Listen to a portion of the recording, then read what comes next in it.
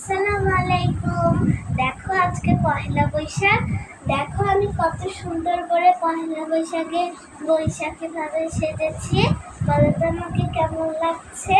So আজকে আমার স্কুলে একটা প্রোগ্রাম আছে, তো সেই জন্য আমি এখন স্কুলে যাব। দেখো আমার মামুনি আজকে কত মজার মজার রান্না করে আমার পহেলা বৈশাখের খাবার। দেখো কত টেস্টি লাগছে না? দেখো আমার স্কুলে চলে এসেছি।